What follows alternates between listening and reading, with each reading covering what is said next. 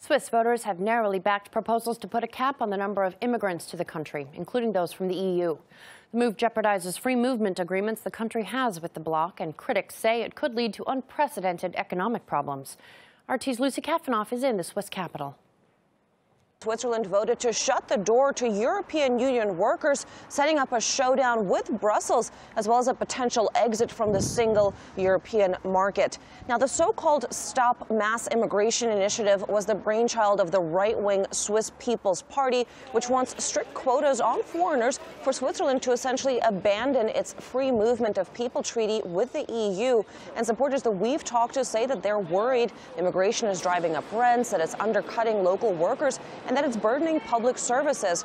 Now, opponents had argued that immigration caps would in fact cripple economic growth, and experts do say that the Swiss economy is booming because of, not despite, foreign labor, especially when it comes to folks who have skills to work in fields like healthcare and IT, where there's a big need for skilled workers. But despite the very real economic concerns, despite the fact that unemployment here is just 3%, many voters were ultimately swayed by the argument that Switzerland simply cannot take in any more people. Now, in order to understand why, you really do have to look at the numbers.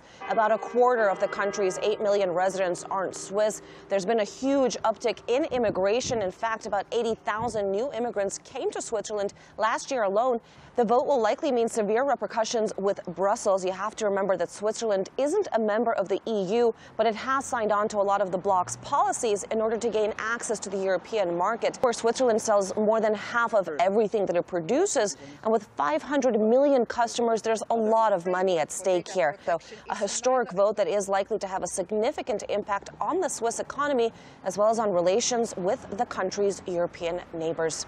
Reporting in Bern for RT, I'm Lucy Kafanoff. The immigration issue has been polarizing Europe, with the most wealthy states fearing an influx of workers from Eastern European countries. Far-right parties have been gaining power in France, the Netherlands, and Norway in recent years, all supporting tough anti-immigration policies. And in the countries like the UK and Germany, the most pressing issue is the lifting of barriers for workers from Bulgaria and Romania.